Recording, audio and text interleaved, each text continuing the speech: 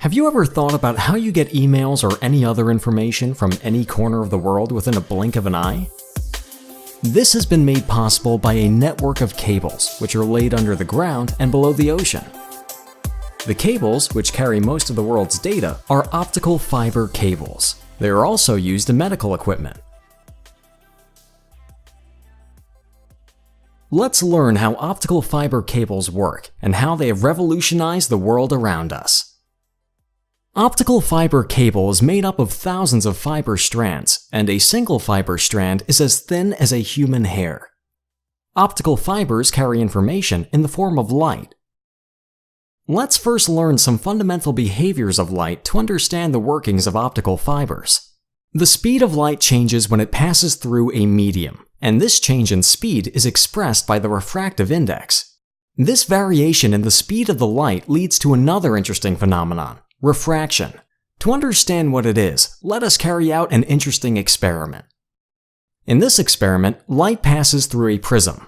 You can see that at the interface, the light gets bent instead of going straight. This phenomenon is known as refraction. Refraction occurs when light passes from a medium with one refractive index to one with another refractive index. The light bends towards the interface when it goes from a medium of high to one of low refractive indices. Refraction is the reason why a pencil looks bent in a glass of water. This simple refraction technique is effectively used in optical fibers. Now, let's make this experiment a hypothetical one. Using some dopants, we are able to increase the refractive index of the glass in real time. As we increase the refractive index, the light will bend more and more towards the surface. After a time, you can see that the light will pass through the surface of the glass. If we increase the refractive index further, the light will suddenly come back to the first medium as a pure reflection. This is called total internal reflection. The total internal reflection is possible if we increase the incident angle rather than increasing the refractive index. In this case, at a certain angle called the critical angle, the light will come back to the first medium. This phenomenon of total internal reflection is used in optical fiber cables to transmit the light. The simplest form of optical fiber cable is shown here: cylindrical glass with a high refractive index. If the laser strikes the interface at an angle greater than the critical angle, total internal reflection will happen, and the light will reach the other end. This means that light can be confined in the optical fiber over a long distance, no matter what complex shape the fiber forms. Remember, total internal reflection happens between the high refractive index glass and the low refractive index air. However, optical fibers need a protective coating. A protective coating is not possible with this configuration. The introduction of protective material will replace the position of the air and cease the total internal reflection phenomenon. An easy way to overcome this issue is to introduce a low refractive index glass above the core glass, known as cladding. This way, total internal reflection will happen and we'll be able to use a protective layer. Both the core and the cladding use silica as their base material. The difference in the refractive index can be achieved by adding different types of dopants.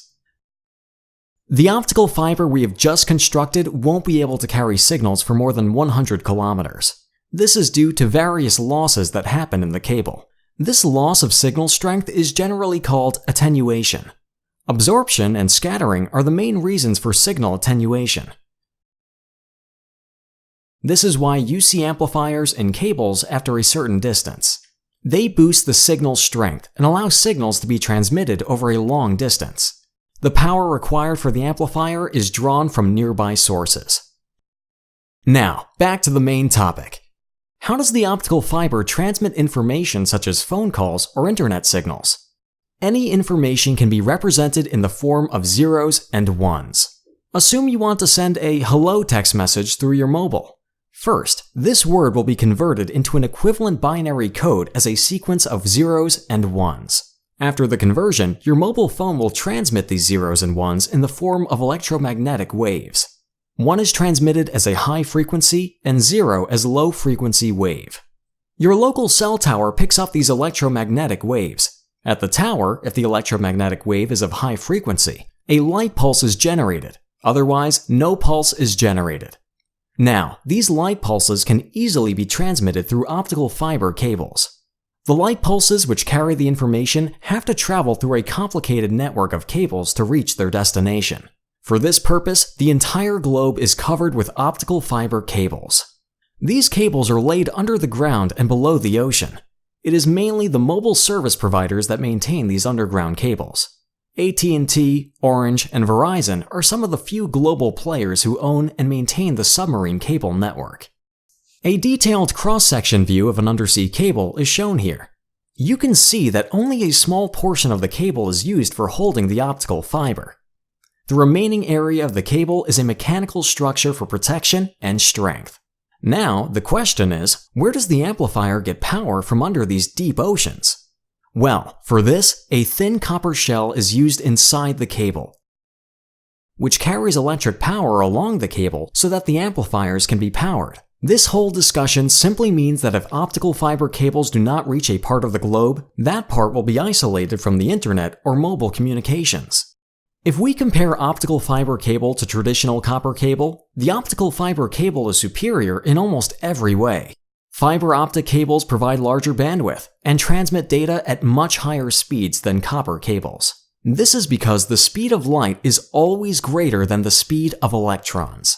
The flow of electrons in a copper cable generates a magnetic field, even outside of the cable, that can cause electromagnetic interference. On the other hand, the light, which travels through the optical cable, is always confined within the fiber. Thus, the chance of interaction with an external signal does not exist. One more interesting feature about optical fiber cables is that any light signal which enters from the side has a minimal chance of traveling along the cable. Thus, the optical fiber cables provide high data security.